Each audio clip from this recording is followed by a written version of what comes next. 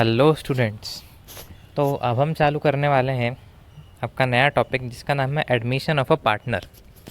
इस चैप्टर में हम देखेंगे कि जब भी आप अगर किसी नए पार्टनर का एडमिशन होगा तो हमें क्या क्या अकाउंटिंग में चेंजेस करने पड़ेंगे। तो हम देखते हैं मीनिंग क्या है। Inclusion of a new partner as a partner to an existing firm is called admission of partner. The new partner who join the business is called the incoming partner और new partner. यानी कि जब भी कोई नया person हमारे partnership firm से जुड़ेगा उसे क्या कहा जाएगा, एडमिशन ऑफ पार्टनर कहा जाएगा। ठीक है, और उस पार्टनर को या तो न्यू पार्टनर कहते हैं या तो इनकमिंग पार्टनर कहा जाता है। फिर है राइट्स ऑफ इनकमिंग पार्टनर। अब जो नया पार्टनर आ रहा है उसके कुछ राइट्स हैं, उसके कुछ राइट्स होते हैं। वो राइट्स क्या क्या होते हैं वो देखते हैं। For acquisition of the right to share the asset, the new partner has to bring an aggregate amount of capital। अब अगर कोई नया पार्टनर आ रहा है तो जब भी आपके साथ कोई मिलेगा वो ये चाहेगा कि बिज़नेस के जो असेट है उस पर उसका भी हक हो। ठीक है, तो इस हक के लिए ये हक उसे मिलता है, पर कब मिलेगा, जब वो उसके बराबर का कैपिटल अमाउंट लाएगा, यानी उसके लिए कैपिटल का अमाउंट लाएगा तभी उसे असेट पे हक मिलेगा। नेक्स्ट है for the right to share profit of the partnership firm, the new partner is required to bring some amount which is known as premium or his share of goodwill। Second हक उसका ये रहता है, second अधिकार ये रहता है कि उसे दिया जाता है प्रॉफिट में share.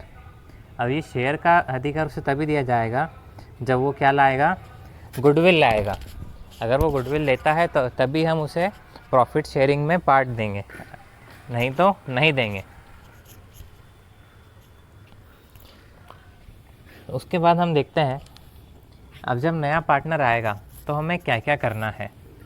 Admission of a new partner necessitates the following accounting adjustment in the book of firm.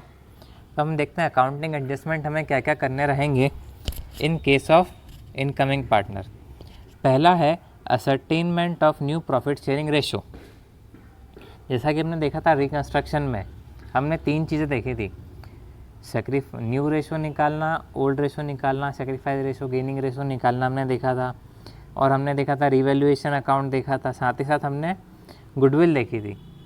उन्हीं कुछ चीज़ों को मिला के यहाँ पे एडमिशन में भी वर्क होगा। ठीक है, तो पहले यहाँ पे हमें करना पड़ेगा ascertainment of new profit sharing ratio, यानी कि जो भी न्यू पार्टनर आ रहा है वो भी क्या रहेगा, एक शेयर रहेगा उसका भी। ठीक है, तो जब भी वो आएगा तो एक ओल्ड रेशो हमारा ओल्ड पार्टनर्स का रहेगा और एक न्यू रेशो और बनेगा। या तो वो न्यू रेशो आपको ऑलरेडी गिवन रहेगा या तो आपको निकालना पड़ेगा। कैसे निकालते हैं वो हम पहले ही देख चुके हैं। फिर कैलकुलेशन ऑफ सेक्रीफाइसिंग रेशो, ठीक है, ये भी हमने देख लिया है प्रीवियसली। उसके बाद है revaluation of asset and reassessment of liability, ये भी हम पढ़ चुके हैं। उसके बाद आता है distribution of reserve and accumulated profit और लॉस। इसका मतलब ये होता है कि जो हमारे पास रिजर्व पहले से पड़े हुए हैं ये हम देते हैं ओल्ड पार्टनर्स को। अगर हमारे पास पहले से कुछ प्रॉफिट्स रखे हुए हैं या फिर कुछ रिज़र्व है हमारा प्रॉफिट का, ठीक है, तो वो क्या करते हैं, ओल्ड पार्टनर पहले से बांट लेते हैं। नए पार्टनर के आने के पहले ही वो लोग बांट लेते हैं ओल्ड रेशो में। ठीक है, तो एक ये चीज़ करनी है। उसके बाद है ट्रीटमेंट ऑफ गुडविल और एडजस्टमेंट ऑफ कैपिटल। तो जैसा कि हमने देखा था पहले कि जब नया पार्टनर आएगा तो वो गुडविल लेके आएगा, तो गुडविल लाएगा तो वो कितनी लाएगा, किस मेथड से हम लेंगे, एक उस ये करना है। उसके बाद हमें लास्ट करना रहता है एडजस्टमेंट ऑफ कैपिटल। ठीक है, तो एक एक करके सबको देखते हैं, वापस से आपका रिवीजन भी हो जाएगा। एक पहला है new profit sharing ratio. New profit sharing ratio is the ratio in which all partner including new partner share the future profit and losses. ठीक है, ये वो रेशो है जिसमें सारे पार्टनर आगे जाके प्रॉफिट शेयर करेंगे।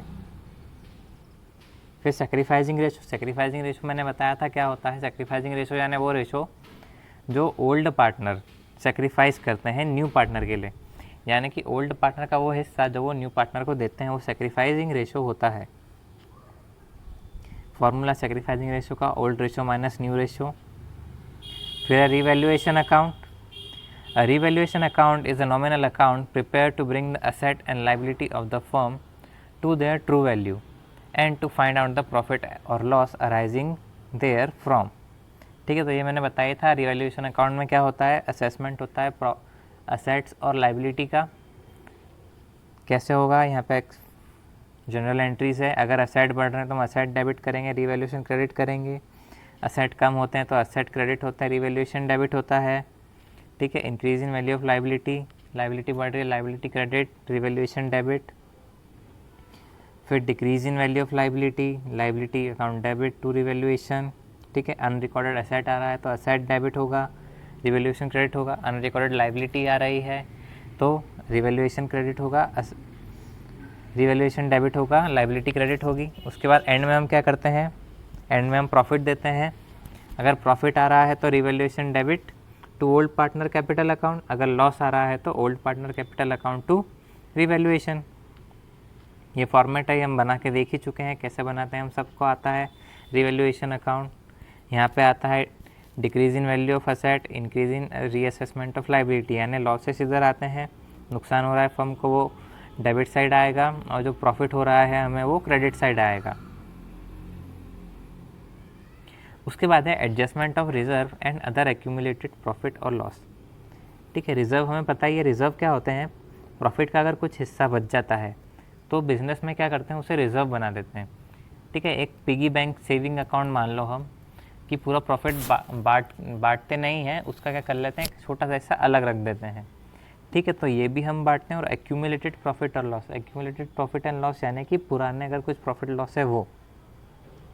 ठीक है, तो इनकमिंग पार्टनर होता है, the incoming partner is not entitled to any share in the accumulated profit और loss of the business appearing in the balance sheet as on date of admission. अब जो ये प्रॉफिट है ये किसका है, पुराने पार्टनर्स का है। This profit belong to old partners. ठीक है, तो न्यू पार्टनर का इस पर कोई भी हक नहीं है, इसलिए ओल्ड पार्टनर इसे उसके आने के पहले बांट लेते हैं। The balance appearing in the form of reserve और प्रॉफिट और loss account balance should be transfer to the capital account of old partner in their old profit sharing ratio. ठीक है, तो जो ये प्रॉफिट रहेगा और रिजर्व रहेगा वो क्या होगा, ओल्ड पार्टनर ओल्ड रेशो में डिस्ट्रीब्यूट कर लेंगे। फिर है method of treatment of goodwill. ठीक है, अब ये गुडविल कैलकुलेशन के मेथड नहीं है, ये गुडविल देने के मेथड है कि जो न्यू पार्टनर आएगा वो गुडविल कैसे देगा। पहला मेथड होता है प्रीमियम मेथड। प्रीमियम मेथड में क्या होता है, न्यू पार्टनर जो आएगा अलग से गुडविल के पैसे लाएगा। ठीक है, तो यहाँ पे हम देखते हैं entries, under this method the new partner bring in his share of goodwill in cash. The amount of premium brought in by the new partner is shared among the old partner in their sacrificing ratio। ठीक है, नया partner cash में goodwill लाएगा और उसको goodwill को old partner sacrificing ratio में बांटेंगे। फॉर एग्जांपल यहाँ एंट्रीज देखते हैं पहले, cash oblique bank account debit to goodwill.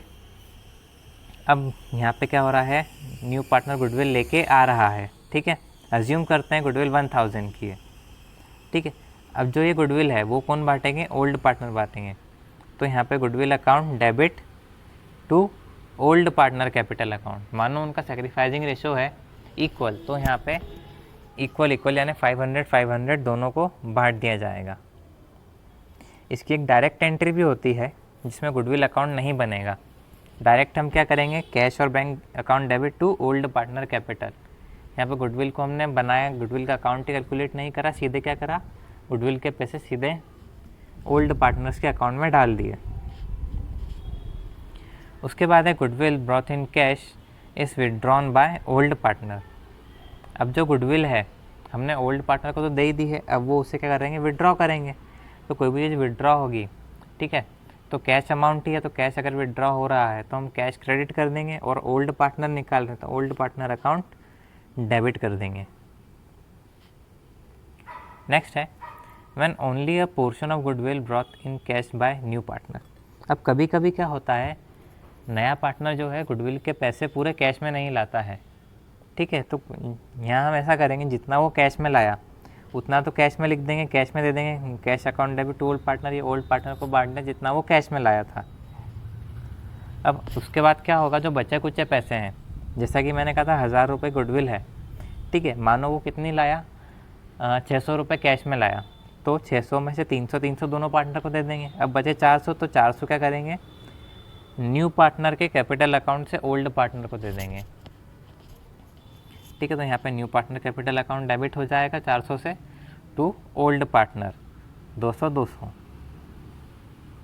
उसके बाद है revaluation method of treatment of goodwill. Under this method the new partner does not bring in his share in cash, instead a goodwill account is raised in the firm book. Goodwill account is created in its full value by crediting the amount in this old partner capital account in their old ratio. The goodwill account should be shown on the asset side of balance sheet. अब यहाँ पे क्या होगा, नया partner के पास मानो पैसे नहीं है, नया पार्टनर पैसे नहीं लेके आया गुडविल के, ना वो अपने कैपिटल में से देगा, तो हम यहाँ पे क्या करते हैं, गुडविल का एक अलग अकाउंट बना लेते हैं, एक एसेट क्रिएट कर देते हैं। तो ये एसेट हम बना लेते हैं और जब भी हमें इसकी ज़रूरत पड़ेगी हम निकाल लेंगे और उसके पैसे कौन देगा, न्यू पार्टनर देगा। ठीक है, तो goodwill account debit to old partner capital account. फिर है मेमोरेंडम रिवैल्यूएशन मेथड। अब मेमोरेंडम रिवैल्यूएशन मेथड, इसको रिवैल्यूएशन से कनेक्ट मत करना, रिवैल्यूएशन अकाउंट से, ये अलग होती है। इसमें क्या होगा, जो गुडविल का अमाउंट है वो क्या होगा, ओल्ड पार्टनर पहले लेके आएंगे, ये ओल्ड पार्टनर लेके आए, goodwill account debit to old partner capital account. ठीक है, ओल्ड पार्टनर ने गुडविल ले ली, उसके बाद ये सारे पार्टनर मिलके गुडविल का पेमेंट कर रहे हैं। ये समझ में नहीं आया होगा, देखो समझते हैं वापस से। इन्होंने ऐसा करा है, मानो अभी 2 पार्टनर हैं, ठीक है, तो 2 पार्टनर ने 1000 रुपये गुडविल के निकाले। ठीक है, तो गुडविल डेबिट करी, गुडविल क्रिएट करी 1000 रुपये की दोनों पार्टनरों ने मिल के। ठीक है, 500। अब उस गुडविल का जो पेमेंट हो रहा है वो कौन कर रहे हैं, तीनों मिल के कर रहे हैं। ठीक है, यानी लाते ओल्ड पार्टनर पैसे लगा रहे हैं और निकाल, खर्चा, ऐसा समझो खर्चा दोनों ओल्ड पार्टनर कर रहे हैं और पैसे तीनों मिल के दे रहे हैं। तो इसमें क्या होता है, इनडायरेक्टली न्यू पार्टनर भी उसके हिस्से के पैसे दे देता है। उसके बाद लास्ट है गुडविल का share of goodwill broth in kind. अब क्या होता है, हम देखा था कि कैश में ला रहा है, कैश में नहीं ला रहा है, अब कैश के अलावा ला रहा है। जैसे हमने 11th में पढ़ा था, कैपिटल लाते हैं तो कैपिटल में फर्नीचर भी ले आते हैं, बैंक अकाउंट भी आ जाता है, उसके अलावा बिल्डिंग्स वगैरह या फिर कुछ भी चीज़ें आती है तो उसे कैपिटल इन काइंड बोलते हैं। तो वैसे ही अगर वो गुडविल इन काइंड लाएगा तो जिस भी फॉर्म में लाएगा उससे क्या करेंगे, लिख देंगे कैश की जगह वो असेट आ जाएगा बस, और कुछ भी चेंज नहीं हुआ। पहले हम लिखते थे cash debit new partner capital account debit to premium of goodwill, हाँ cash debit to new partner capital to premium for goodwill. अब यहाँ पे क्या हो जाएगा, asset debit to new partner capital account to premium. अब जो प्रीमियम है वो ओल्ड पार्टनर बांट लेंगे। अब इसके बाद आता है एडजस्टमेंट ऑफ कैपिटल। तो एडजस्टमेंट ऑफ कैपिटल जो है काफ़ी बड़ा टॉपिक है, इसे समझने में टाइम लगेगा। तो जितना हमने पढ़ा है अभी हम उस पर ही ख़त्म करते हैं। इसके अलावा तो ये सिर्फ क्या था, ये सिर्फ एक समरी थी कि हमें एडमिशन ऑफ पार्टनर में क्या क्या करना है।